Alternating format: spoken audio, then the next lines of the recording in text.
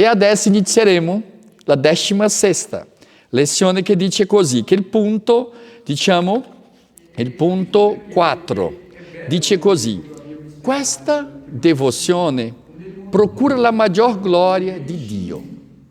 Questa devozione che cosa procura la maggior di Dio? Dio dice: questa devozione fedelmente praticata è un eccellente mezzo per fare sì che il valore di tutte le nostre buone opere sia impiegato per la grande gloria di Dio.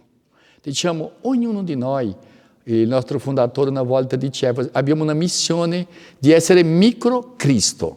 Ma come? Dice così. È che nella vita di Gesù ha salvato tutti noi, diciamo, ha acquisito tutte le grazie per ognuno di noi. Però dentro della nostra vita tu devi, diciamo, vedere, di modo anche, diciamo, vedendo le proporzioni, no? Tra Dio e te, una sproporzione infinita, che qualche volta ti chiede qualcosa, come ha chiesto Gesù, no? Di dire no al mondo, di dire no, diciamo, anche di confrontare il male, qualche volta anche, diciamo, di nascondersi, perché Gesù anche ha fatto questo, di silenziare, qualche volta anche di parlare di modo forte, no? Perché quando si studia, diciamo, le virtù, è interessante perché lì in Brasile si sviluppa molto oggi tra la formazione dei giovani, no? Diciamo, l'educazione basata nelle virtù e, diciamo, quello che seguono anche dell'antichità di Aristotele, no? Le virtù, diciamo, cardinali, no? La fortalezza, la temperanza, la giustizia, no, la fortezza, no? La fortezza, la giustizia, la temperanza e la prudenza, no? E anche quello teologale, no? Fede, speranza e carità. Dice, quando si parla, diciamo, di queste virtù, la necessità che ognuno delle persone deve seguire. Per esempio, quando nella Bibbia Gesù tante volte presenta per noi che cosa? I principi. I comandamenti sono principi. Amare a Dio con tutto il tuo cuore, con tutta la tua anima, con tutta la tua forza e al prossimo come se stesso. No? Sono, diciamo, 3 amori e 2 comandamenti. Amare a Dio, al prossimo, se stesso, 3 amori. Però 2 sono comandamenti, o amore al Dio e l'amore al prossimo. Perché? Perché l'amore a se stesso non bisogna comandamento. Tu ama naturalmente. No? E succede che, io dico così, questo è un principio e questa è la virtù della saggezza che ti insegna. Però come tu vada a comprovare questo che tu ama nelle azioni tue? L'atto, per esempio, di venire qui o non venire qui. L'altro, diciamo, che tu devi, diciamo, una cosa per fare a casa o fare per Dio. E entra la virtù della prudenza. La virtù della prudenza non è la virtù di essere così attento alle cose. La prudenza, diciamo, è la capacità che tu hai, diciamo, nella azione pratica tua. Le decisioni, tu devi prendere la decisione più giusta. Perché tante volte la persona cerca il prete per domandare qualcosa di bello, ma qualche volta il prete può dare soltanto il principio. Quanto al modo da agire, tu fai a casa, e questo chiedere a Dio, per esempio, come per esempio una moglie o un marito che ha, diciamo, l'altro è per esempio una persona contro la Chiesa, perché questa persona deve andare alla messa oggi o al mattino o diciamo, al pomeriggio, però lui dice, preferisco che tu vada come a un posto. Come tu devi fare di amare a Dio, e questo è il primo, e anche, diciamo, essere un po' attento come agire in quel momento lì con il suo, diciamo, la sua moglie, il suo marito, di non creare una confusione.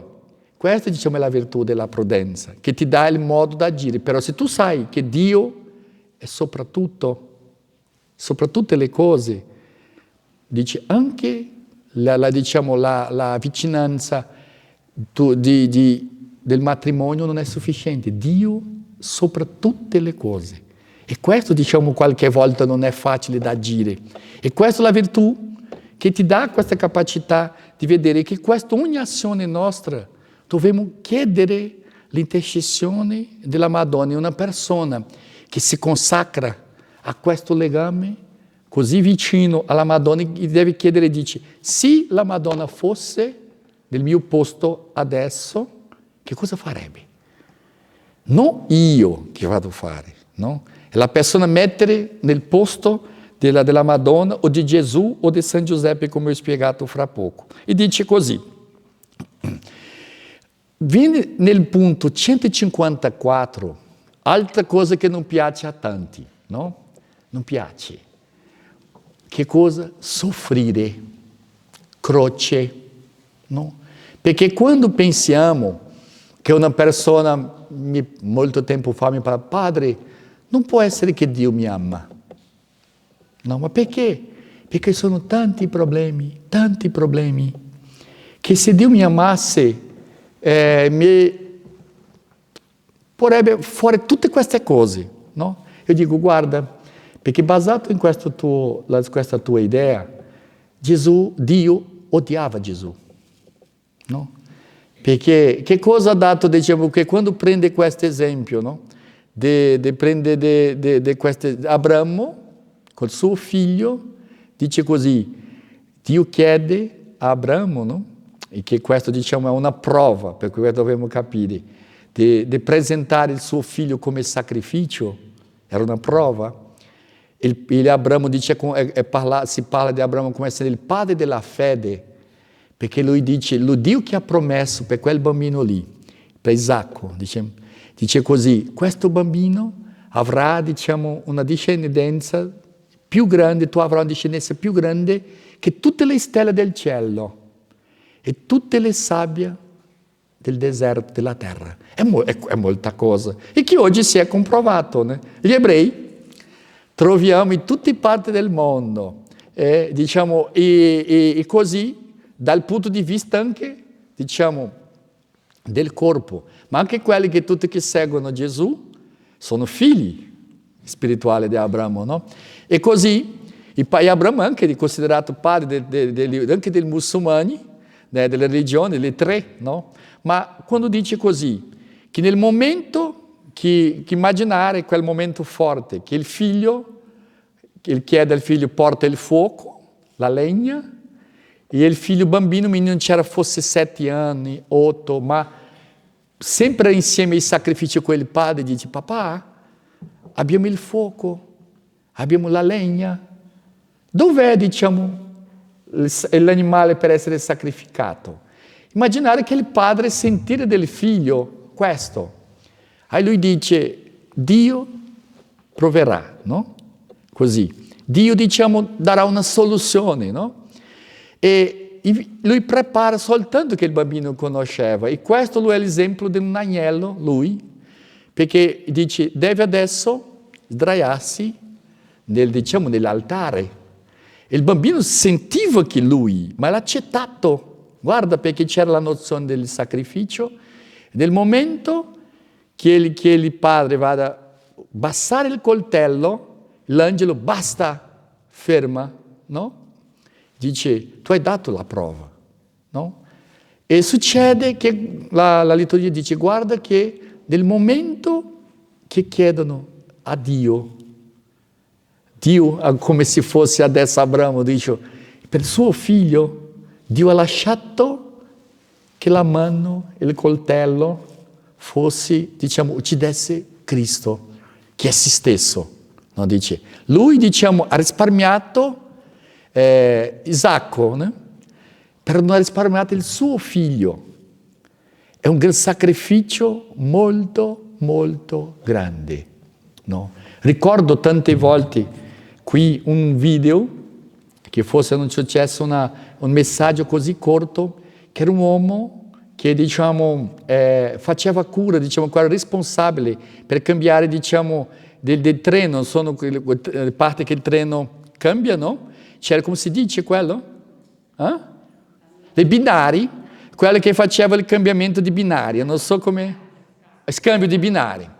E succedeva che questo uomo, non so se hanno visto questo, quell'uomo che faceva scambio dei binari. Succedeva che questo uomo appare nel video come un uomo che c'era un bambino, un uomo un po' anziano, c'era un bambino di 7-8 anni. I bambini sempre insieme con lui in quel lavoro. E succede che questo bambino, come tutti i bambini, cerca nel posto, diciamo, i più pericolosi per, diciamo, giocare. E quella responsabilità non era soltanto di scambiare i binari, era il ponte, di alzare il ponte o no. E succede che il ponte era alzato e il bambino è entrato da parte bassa del ponte. Soltanto che viene il segno che arriva il treno, no? Arriva il treno, che lui deve abbassare il ponte. Dov'è il bambino? Era sotto. No? E viene la decisione in pochi secondi per quell'uomo lì. Se lui alza, diciamo, lascia come il ponte alzato, diciamo, muore tutte le persone del treno, per il bambino è salvo. Però se lui bassa il ponte, uccide il suo figlio e salva tutti. No? È la decisione che deve prendere. Che cosa lui fa? Nell'ultimo momento bassa il ponte, proprio lui, uccide il suo figlio e viene che il treno passa e qualcuno li guarda l'uomo che è lì piangendo, no? Perché è quello che è successo. E dice che c'era anche una persona che è presente nel treno, qualcuno utilizzava le droghe, faceva le altre cose, una donna era incinta nel treno e passa quell'uomo, qualche tempo fa, l'uomo vede, è l'unico figlio che c'era, e vede che quella donna che era incinta, quel bambino, nelle braccia, e lui guarda, nessuno sa che quello che l'uomo ha fatto. Diciamo, ha sacrificato il suo figlio per salvare gli altri. E diciamo, nessuno. E che cosa ha ricevuto lì? Il sorriso di quel bambino, che in certo senso lui ha salvato.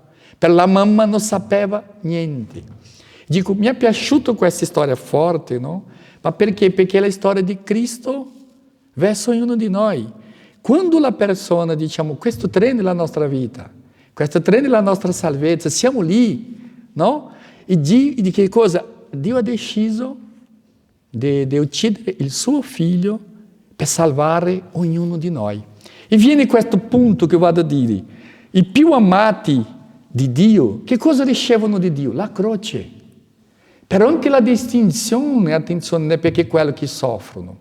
Ricordo oggi un uomo, anche in Brasile, che diceva così, non voglio essere santo, non voglio essere santo.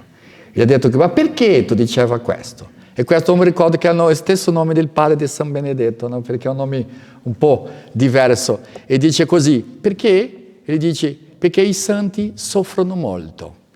Io ho detto, questa frase non mi è piaciuta niente, però ho cercato di meditare, ma non sbaglio nella frase, perché i santi necessariamente non sono quelli che soffrono molto. Perché se tu prendi anche i giornali di ogni giorno, tu vada a vedere che sono diverse madri che soffrono più che Santa Rita. Ma attenzione che alla conclusione, che hanno perso i suoi figli. Ma qual è la differenza? O perché hanno un marito così cattivo che è stato anche cattivo e è stato ucciso. Anche tu vedi alcune storie oggi che tu, mio Dio, come io farebbe se fossi nel corpo di quella persona lì? Perché io non so come, diciamo, sarebbe il mio atteggiamento verso quella persona. Ma la differenza non è soffrire molto o poco. La differenza è qual tuo atteggiamento verso la sofferenza. E questo sì, perché ognuno di noi soffre. Soffre il giusto e soffre il peccatore. E per questo, ricordando la frase di questo uomo, posso dire che lui è sbagliato, i santi sono quelli che meno soffrono. In che senso? Perché la sofferenza è distinta dal dolore. Se prendo per esempio un coltello e taglio una dita tua, di ognuno qui non piace a nessuno. E il dolore, ognuno vada a sentire il dolore. Il dolore in certo senso può essere anche misurabile. però la sofferenza no. Perché la sofferenza anche diciamo esiste un grado che qualcuno che sono così abituati a soffrire sentono una cosa e quello sentono un'altra. Mi piace dare esempi assurdi però per capire. Una volta, lo stesso giorno che ho dato quell'esempio, che mi hanno chiamato una donna che deve, diciamo, tagliare una gamba sua perché c'era una diabete. Era tagliata una e adesso la seconda. Mi hanno chiesto per parlare con la donna, io cercavo per preparare, no? Io ho detto sì, questa donna ha detto così, va bene, sì, padre, tu puoi mi dare un regalo di benedire la mia medaglia nel stesso momento che dici che vado a tagliare? Se mio Dio mi chiedeva se io potevo andare lì per benedire una statua della Madonna e anche l'acqua benedetta. Mio Dio, forse non ha capito, no? Può sembrare un scherzo. Nello stesso giorno, una persona dice, una ragazza che piangeva perché ha messo una unghia falsa e piangeva perché è proprio, diciamo, rotta. Perché, diciamo, ha pagato, non so che cosa fanno oggi, no? Perché c'era questo, no? Che a persona fa, no? Così, però. E, diciamo, piangeva perché era rotta una... Ma bel pianto fortissimo, guarda che una perde la gamba. Come può misurare? Ma questo che dico, soffrire, tutti soffrono. Il santo e la differenza è l'atteggiamento verso la sofferenza. Sa che soffrire, diciamo, è un gradino verso il cielo. Per l'altro, diciamo, pensano in un altro modo, per quella quantità di persone che si suicidano, purtroppo. Non entriamo qui nel problema, diciamo, una malattia mentale, perché non entriamo... Ma quando fa questo, contro l'istinto di conservazione, è perché sembra che quella è una soluzione per qualcosa che non va bene. E dice così, rispondo, è vero che i più fedeli servi della Santa Vergine, essendo i più favoriti, ricevono da lei le più grandi grazie, i favori celesti che sono le croci. Che sono le croci. Se tu capisci, perché diciamo che la sofferenza tua, che qualcosa è una croce, e che diciamo se tu devi, diciamo, andare in cielo, deve avere qualcuna croce, no?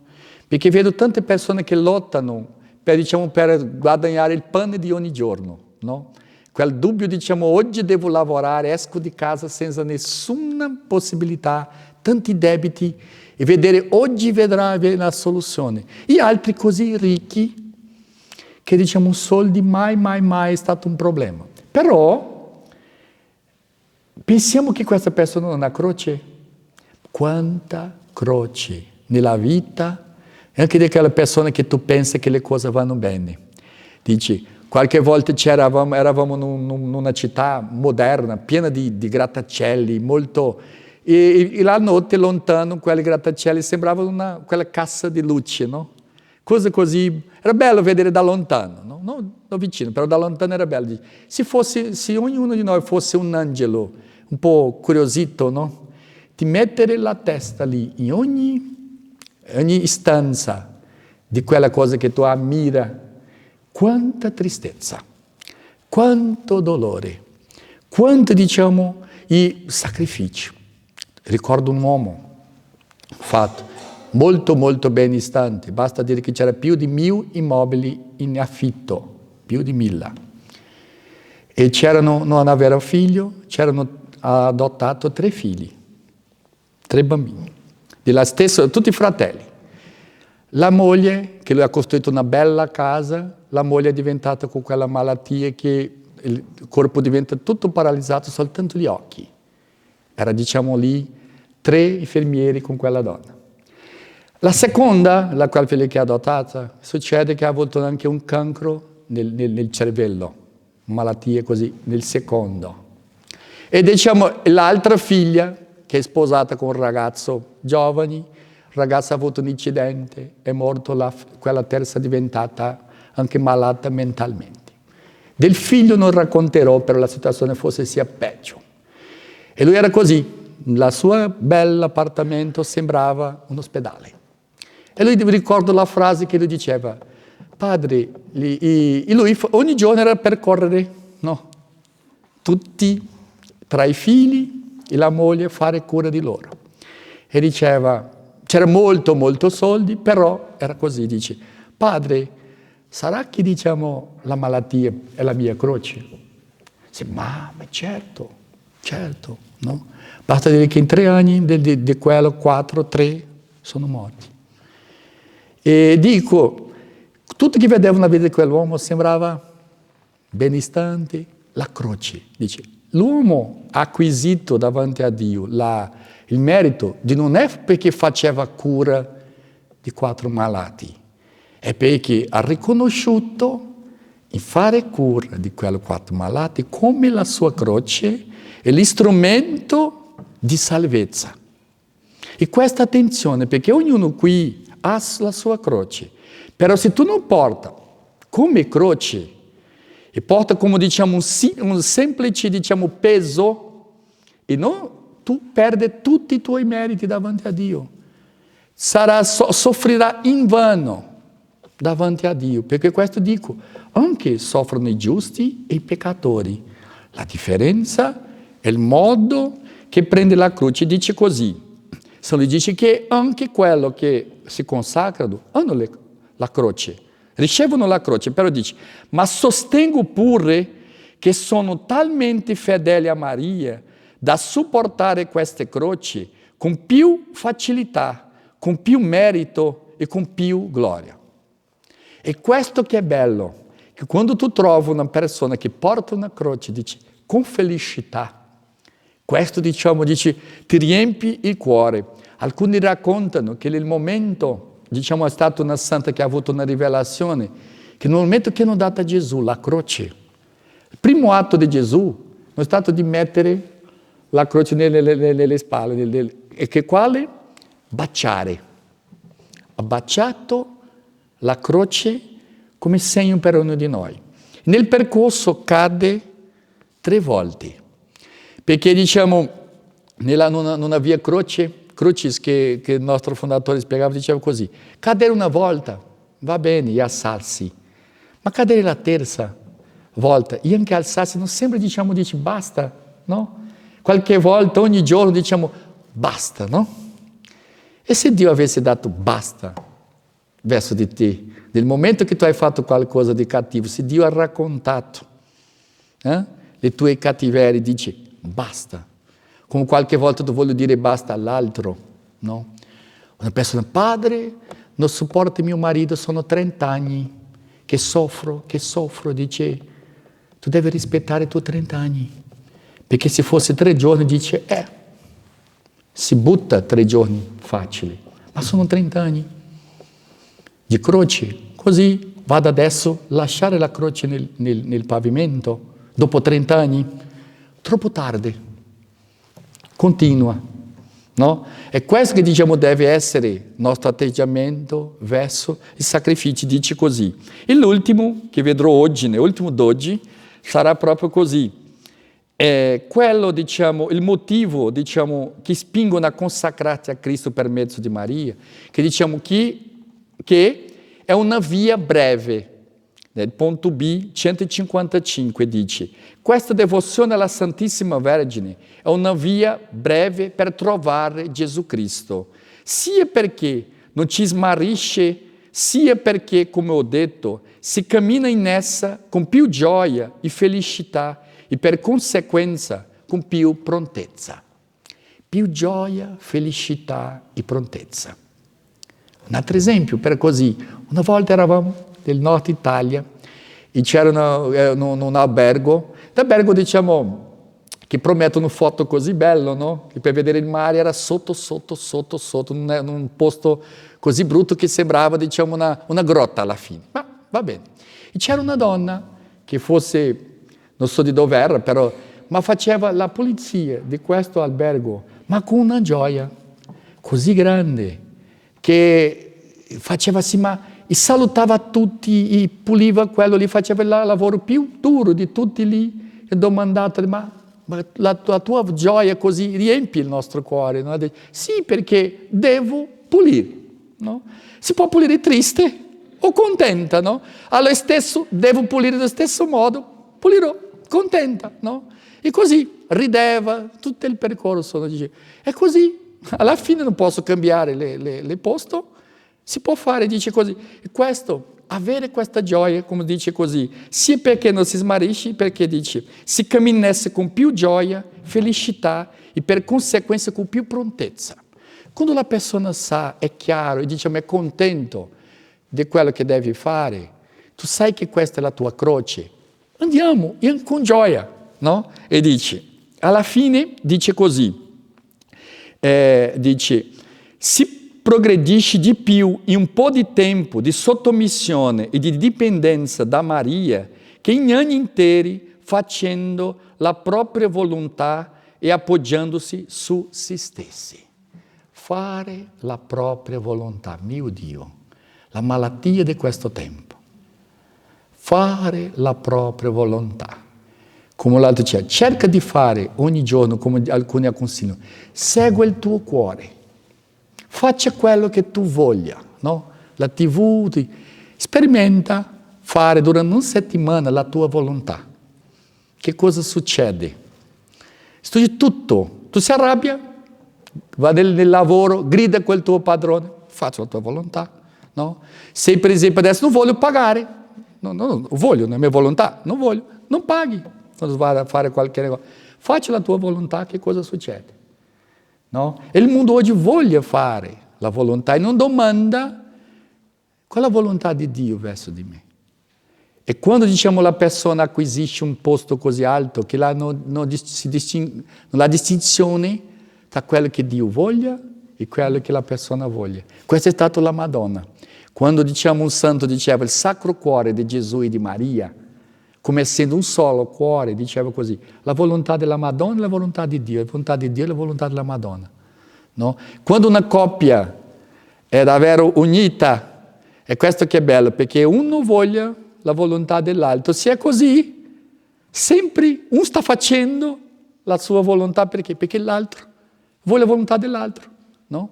E succede qui, dice così, poiché un uomo obbediente e sottomesso a Maria riporterà grandi vittorie su tutti i suoi nemici.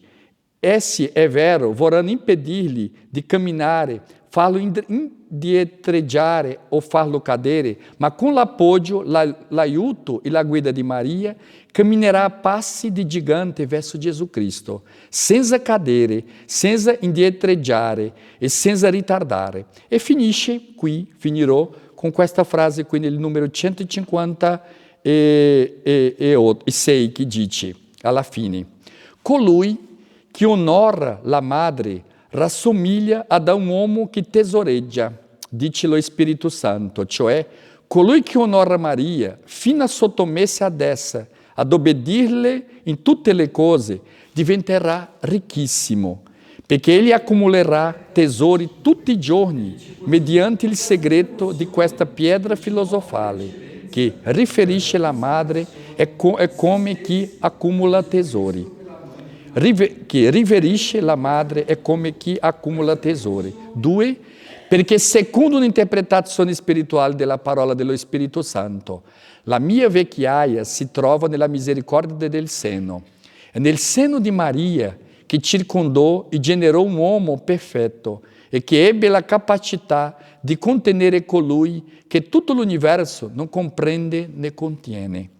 È nel seno di Maria, io dico, che i giovani diventano vecchi in lumi, in santità, in esperienza e in saggezza, e che si giunge in pochi anni fino alla pienezza dell'età di Gesù Cristo.